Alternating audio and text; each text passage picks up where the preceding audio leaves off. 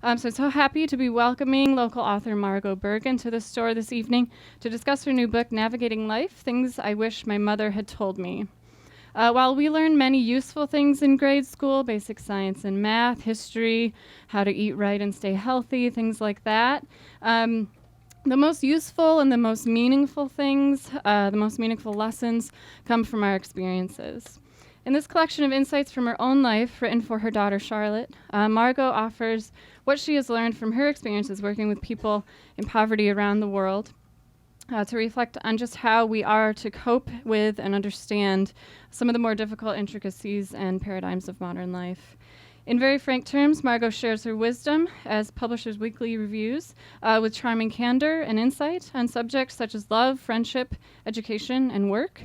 She discusses career moves and how to handle prickly employers, sudden terminations with grace before meaningfully recounting her own experience. It is well told and piercing in its honesty. Margaux Bergen has worked all over the world while raising 3 children. She held senior positions at Vital Voices, an NGO working to empower women as leaders and entrepreneurs, and at the Center for Interfaith Action on Global Poverty, where she was the communications director. She also worked in the past for the World Bank and the United Way. Currently, she is head of development and communications at Orb, a nonprofit dedicated to developing a standard of journalism that challenges and unites people from around the world to see the complete human story. So please help me in welcoming Margaux Bergen to Politics and Prose.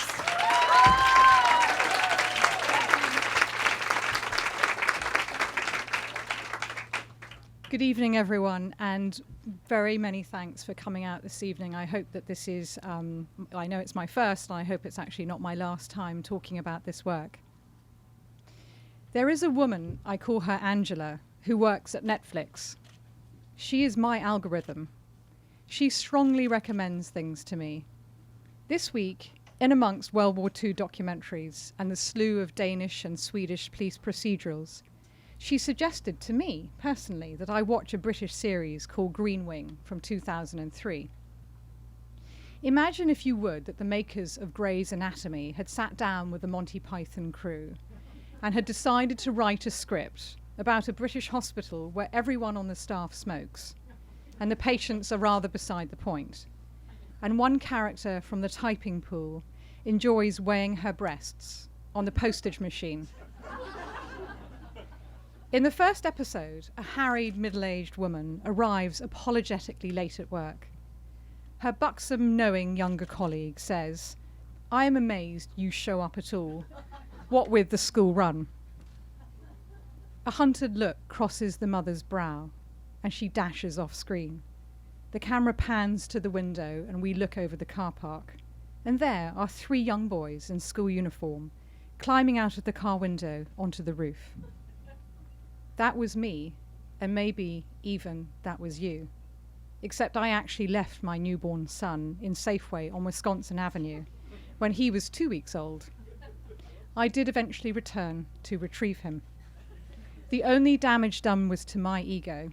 My 2 daughters, who were then 1 and 4, somehow conveyed to their father that I could never again be trusted with their baby brother, Amen. So why did I write this book?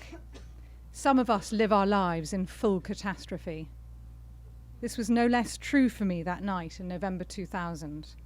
That time between the stars and the sunrise, between our demons and our angels, is a time the Romans call the watch. We have all been there at 3:20 a.m. Me, stop this. Stop this life. How did I get here? What should I do now? And as I say in the book, why the fuck didn't my parents tell me about this then? The next morning, I sat down to write to my daughter Charlotte. Over 10 years, this daily note-taking culminated in a book called Navigating Life that I gave to her in manuscript form in a manila office envelope the day she went to university in the UK. As I say in the book, the writing was an act of desperation in response to a series of dramas that visited our family: addiction, illness, depression, job loss, divorce and death. It was a rearguard action, an attempt to sort out on paper how to cope with life's more extreme circumstances. I really wanted her to know how to survive life. But the book was also conceived as an extended love letter between a mother and a girl called Charlie. I wanted to harbour the secret world of her young life and remember it for both of us. I wanted to be both witness and guide. But over the 10 years of writing this, the less urgent but more important question of how to craft a life of meaning took hold, one that I must live first, so they have a model to address life's mortal questions. As I say to Charlie, I'm not writing a book to groom or guide you for professional or academic success. My goal is rather to give you tools that might help you to engage with the world and flourish. I realised that as a mother, I wanted to make more sense of the world, the choices I was making and the path I was shaping for my children. I had a feeling that somehow I could do better by my own children, more perhaps than my mother was able to do for me. My family of origin was complicated. I grew up with a sociopath and an alcoholic, and that was my father, and a chronically depressed mother. And what it meant was this: I realised that I was going to have to try harder to build a sane life, and I had no idea how hard it would be. How did I write this book? Just put it down, I was told. Writers write. The biggest surprise was the calling voice in my head proved to be the path to the words on the page. So many, many, many black moleskin notebooks later, in longhand, in green pen, transcribing at night, sharing a computer with the lad because somewhere down the line he had spilled coffee on his keyboard and now needed to borrow my 10-year-old Toshiba. Putting words down in the margins of the day, on the bus, at night, in the car, at the airport gate, in a hotel room whilst cooking and folding laundry, on the airport tarmac at 2 a.m. in some wonky democracy, in Lagos, Sao Paulo, Saigon, in Warsaw, Dubai and Jeddah, at the petrol station, out walking. But what did I learn as a very, very new writer? Would writing make me better? Might the discipline of translating life into words make me live it better for me and my children? Could I write whilst living? Could I actually write about how to build and design a life while living it, revealing myself to them and the larger truths that lurk beneath the surface of family life? But what did I learn as a mother about engaging with my children? I think that I engage with my children in 3 specific kinds of ways. And the first, of course, is those killer conversations, the ones that you have with your children that happenstance coughs up in the car with no eye contact. We have surged across topics they have raised: debt and betrayal, sex and depression, missed opportunities, rage and fear, and work politics and monogamy. But there are also the inadvertent disclosures. Our children smell us before they hear our words. As parents, we reveal ourselves daily in the 1,000 acts of casual living. Our parental facade lists under the weight of their silent scrutiny and our exposure to their constant presence. We try with some success to maintain parental omniscience, that we know who we are and what to do. Early on, we confer upon ourselves as parents a genial silence or a bite-sized view of ourselves designed for their childish consumption, but there's no real hiding place when they start to ask. But hey, we the parents are people too, and we hope you don't mind, but this is who we really are: the good, the bad, the charred, and the broiled. Drawing back the curtain, the other way that I engage with my kids. We choose to hide or reveal ourselves from our children on our own terms. These control revelations give us some sense of autonomy and agency over our own life story. You get to hear this, but not that. There had always been an artful gap in Mother's early life story, my mother's early life story. Just a couple of years that she hiccuped through in the telling.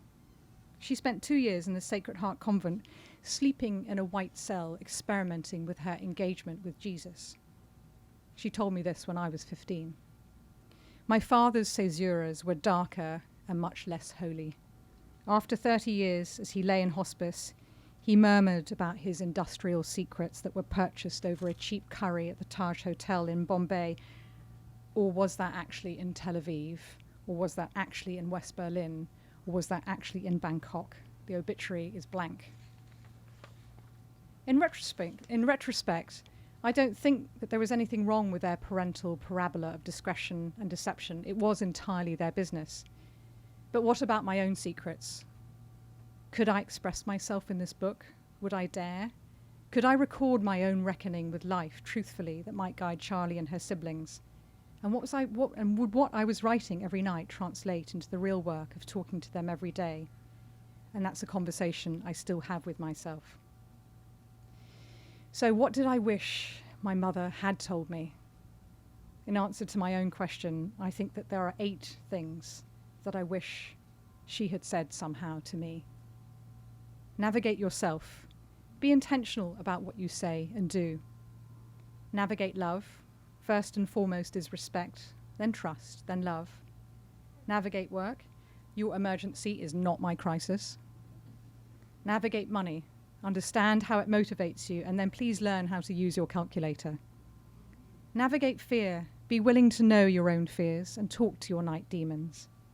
Navigate curiosity. Ask yourself what you want from life. What do you seek to know? Navigate happiness. This might not appeal to the Americans in this audience. Happiness is not a right. It needs to be earned. Navigate endings. Don't save your best underwear for tomorrow.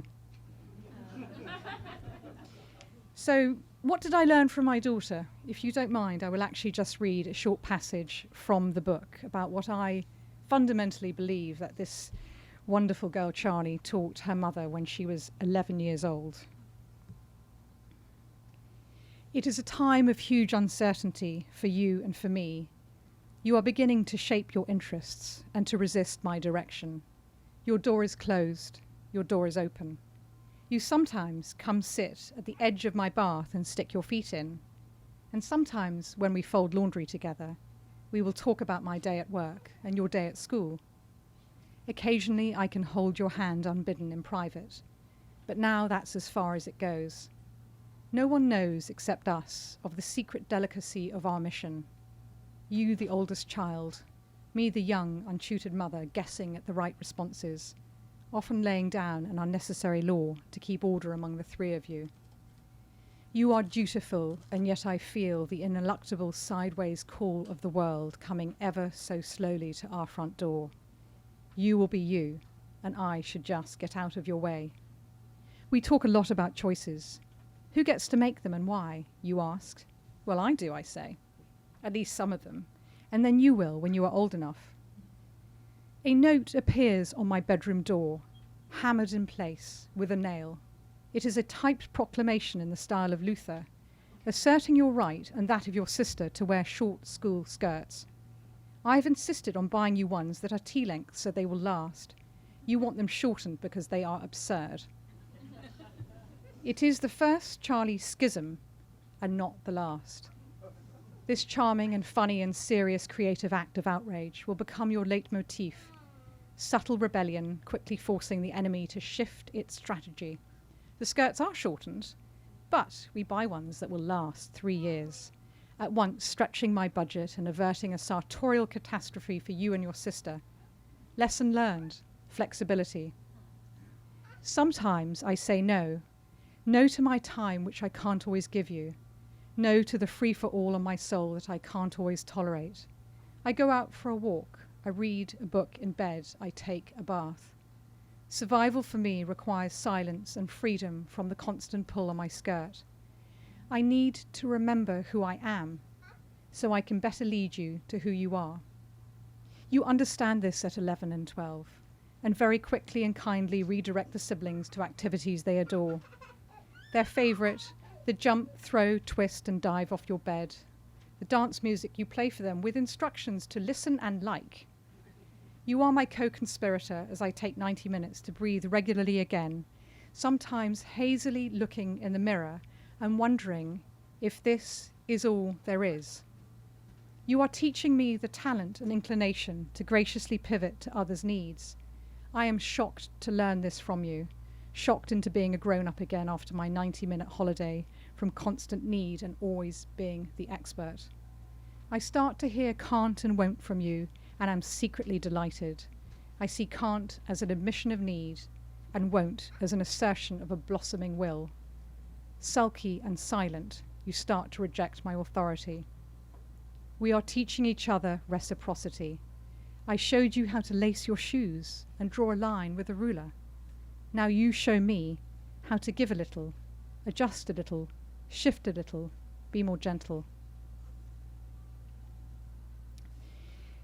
This is the next and last piece that I'm going to talk about from the book, but if Charlotte were here, which she is not, and I was asked what would I most like her to know from this book, is just a very, very short, tiny paragraph. Subhead: bad relationships. This would be to the 18 or the 21-year-old Charlotte. You are never going to be less alone, so you must not seek to replace yourself with someone else's attention or affection. No lover, partner, friend, parent or child can enhance the essence of you. You do not need to look outward to be seen. But eventually what I realized, with a half-bitten grin, is actually this. The book mattered to Charlotte. She read it immediately, or actually within the first 3 or 4 weeks when she bothered to ring me up after she'd arrived at university. But it revealed that she needed more than the written words, my written words. She needed me. She needed me to be present. 2.5 years after I gave her the book, she sent me an email. It was the day I sent the next child, her younger sister, Bella, her own book. Remember that book you gave me, the email said. Yes. Well, I lost it. Right. Could you send me the book again? Of course, my dear. The conversation that has ensued when I've told people about the book has ranged across the emotional spectrum: regret, wistfulness, curiosity, delight, anger, and just sometimes a determination to talk more to each other. But I am now more and more persuaded that there is indeed a transformative power in revealing ourselves and airing the startling complexities of life as parents to our children. So what I've ever really wanted for this book is for people to have that conversation. I wish my mother, who is now dead, had told me, as we all navigate this life together, the 9th most important thing: let's pay attention and be kind. Please enjoy the book, start a conversation, and thank you for your kind time and attention.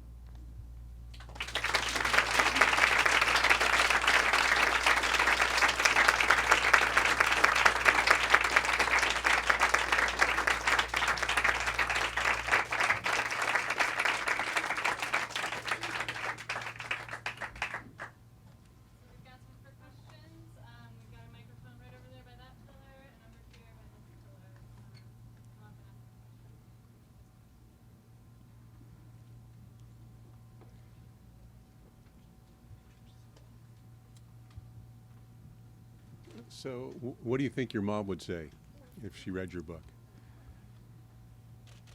I've often asked myself that question since she died last September. She would say that I was brave. I think that's what she would have said. Yeah. It's a hard question, but I'm giving you as good an answer as I can.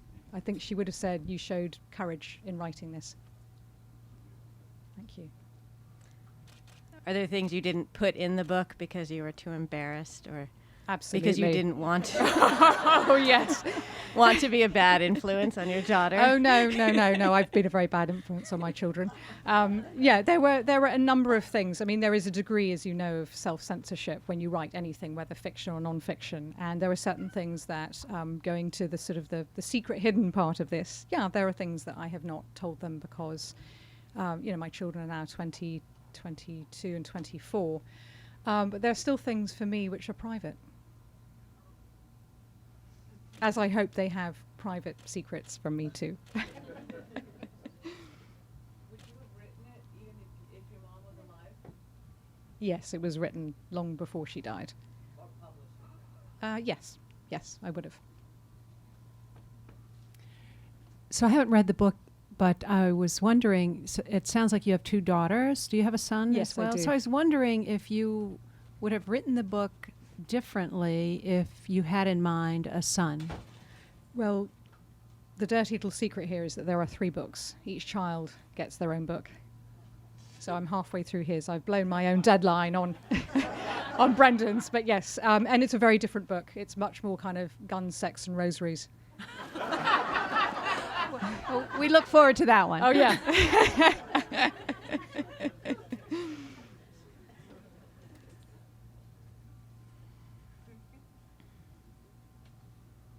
I've got a question. Sure. It seems pretty incredible to give a gift of a book to a child. I think about like what my parents will leave me, and it definitely won't be a book or maybe much of any written anything. But I wonder what your parents have left you, and if any of that has been of. It sounds like you had some painful times with them. Is anything that they left you, has that been of value in navigating your own? Absolutely. I think no matter the drama or trauma of anyone's upbringing, I think everybody has challenges. I think the important thing is to look at the incredible qualities that they were able to convey. My father, with his peculiar and mysterious career, left me an incredible joy in sort of classics and art and literature. And my mother's legacy was a curiosity and a sweetness. But thank you. It's a tricky question because you have to balance between what was difficult then and quite recently, but also always looking at the positive of what they left you. Congratulations. Thank you. I'm the father of 3 boys, as you know. I was just wondering, do you think that, all parents would benefit from this exercise in writing books for their kids? Oh my God. Only if you. I'm in awe, by the way, and I wish I had done that. Well, I think where we as parents can help the children is to have an open line of communication and just keep the communication going. I don't care whether it's a walk, a talk, a FaceTime. It's not allowing that connection to go dead. Thank you.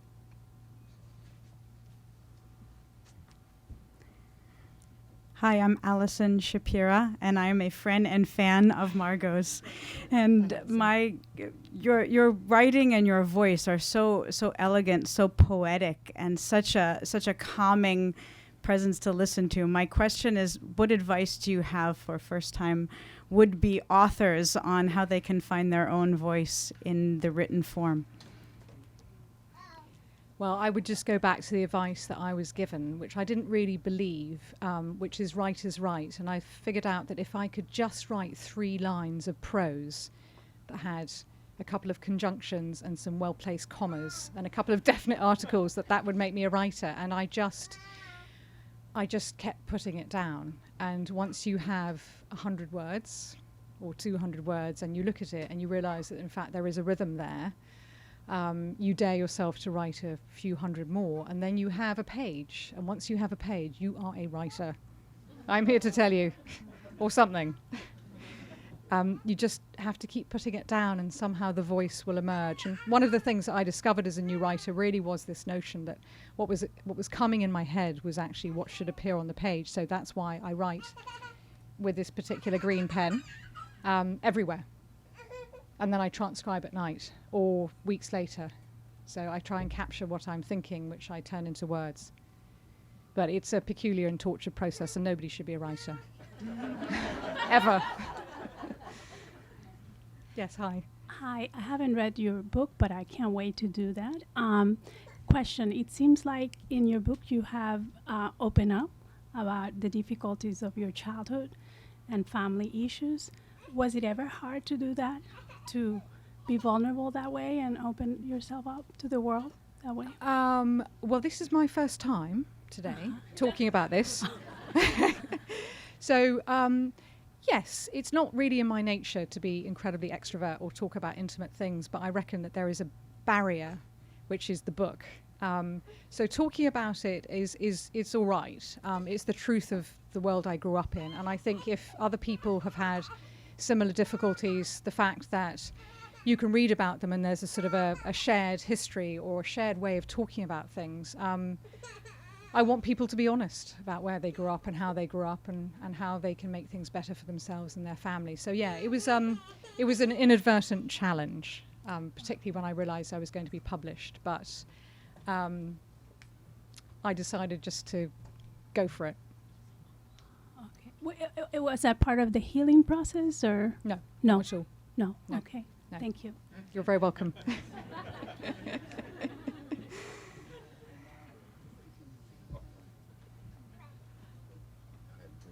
Margaux, friend and former boss. I've read it. Everyone should.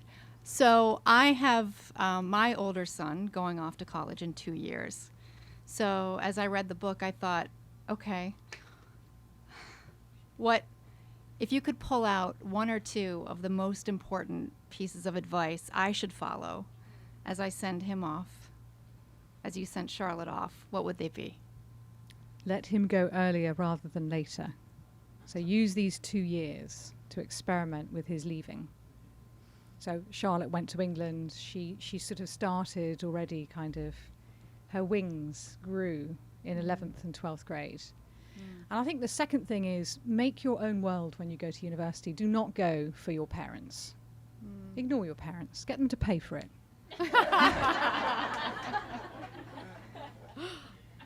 Thank you. And buy them a dog, which you already have.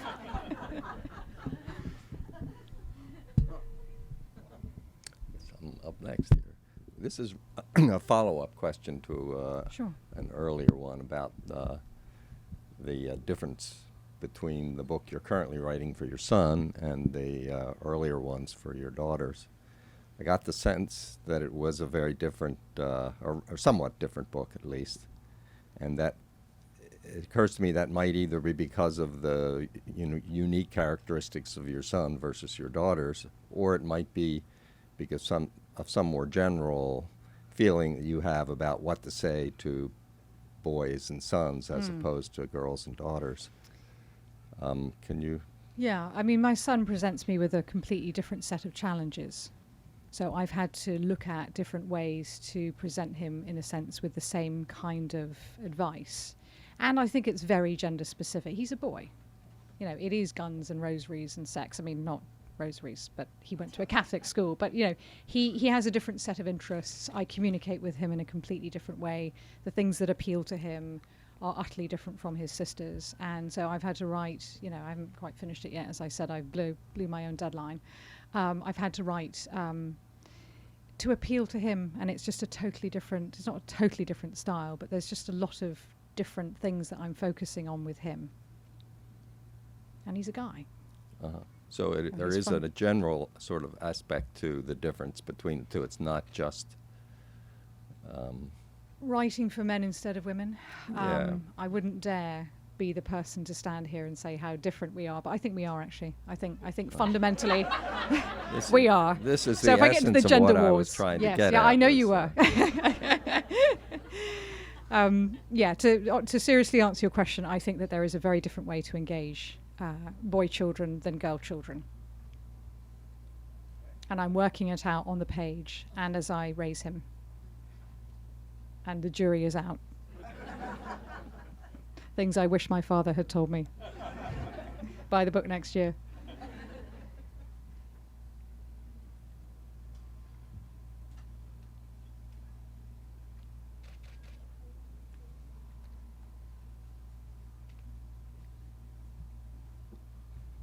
I can understand, because you explained it so clearly, how you came to write the books. And then you talk about, then it was published. and that's a big shift. How did that happen? And were you thinking all along that maybe I was writing not just for the daughter but for a larger audience? I gave it to her, and I did not talk to a publisher for 3 years afterwards. So it was written to her without a sense of being published. And there is a woman standing in this room who organised that I meet an editor, because she said to me 3 years after it was published, 3 years after it was written, that she thought that this would be of value to other people. And there's another person in the room who was on the boat in Lake Victoria in Uganda when I actually received notice that I actually was going to be published. And she saw the look of mild horror go across my face.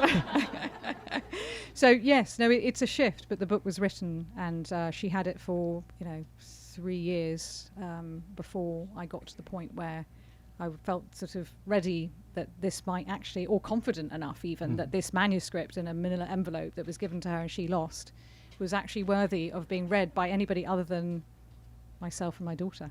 And the follow-up, the book was written. It was 3 years later given to a publisher who decided it was publish worthy. Yes. Did you, at that point, on your own or because of editors suggesting things, make significant changes? Or I made some changes, not significant, some to do with privacy, some to do with just sort of the logic flow. I mean, I'm a first-time writer, so what do I know about logic and syntax?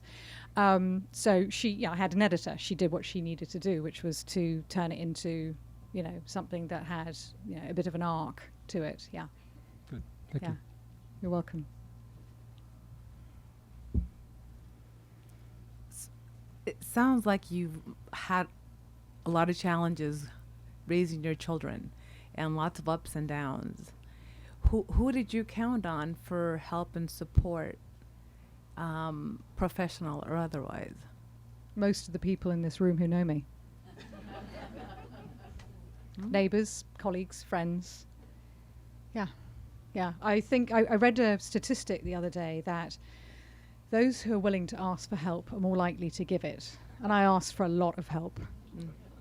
Yeah, I did. And you got a professional coach at some point when in the book. I forget when that was. A coach or a therapist? No, it was no, it was a professional headhunter? No, it was not a headhunter. It was had a few of those. No. It was like what do you call it? A coach, a personal coach. John? Was that John? No, John was my partner. Yeah. Yeah. No, I thought there was some point in there where you were talking to your like a professional coach or somebody who helped you. No, I've had lots of help across the spectrum, but not a coach. That I remember. Which may say more about my memory. Yeah. Probably. But no, I think, there's there's something called famille trouvée, and one goes in search of people who will help. And I am, sort of honoured and humbled by, the 50 people who know me in this room, each one of whom has, supported me and the kids in all different ways. And the only thing I can say to that is thank you, and how may I reciprocate? Well, I've known you for over 26 years, and yeah, you have. I've always admired how you've managed to go through all of those things with such grace. Thank you. Mm-hmm. Thank you, Mila.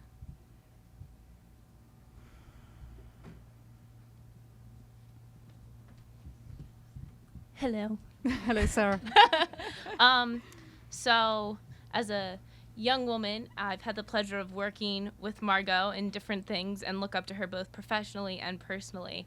And I was just having a conversation with one of my friends the other week, and it's a pretty intimidating thing talking about motherhood, especially in this day and age. How do you do it all? How do you have a job?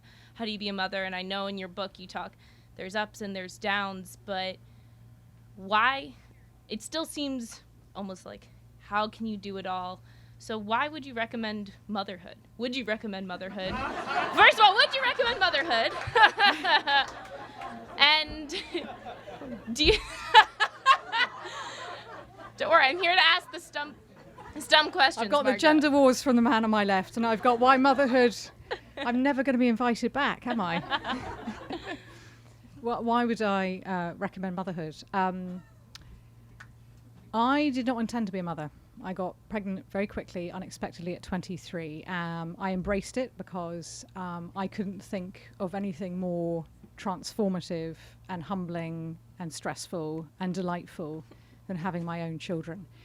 When you decide to work and to have children, and some people don't have a choice, and I know that, I compartmentalize everything.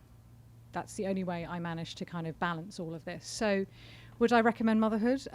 Absolutely not to those who don't want to be mothers. Do not go down that path. Have children because it's something you really feel that you cannot live without. And if you don't, I have full respect. My sister does not have kids, never wanted them. That's great. How you juggle it all, the full catastrophe, I have no idea. I'm still reeling from that. And it's crazy. So just, enjoy the ride and, get 8 hours of sleep.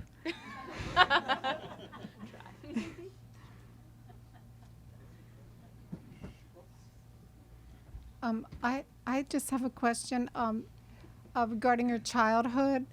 What were some of the big influences on you besides your parents or your environment in your own home? Other people's mothers. Other people's mothers. They, in a sense, were the anchor of stability that I could begin to model myself around. I looked around and I found role models and I clung to them very, very, very hard. And I just tried to imagine what it might be like to have those people as models. But you don't always know where to look, and you don't always know the madness that you're being raised in until later. But when you start to ask the question, and when you look around, and you stop believing the narrative, then you start the process of deconstructing what happened, and then you start to become who you were supposed to be.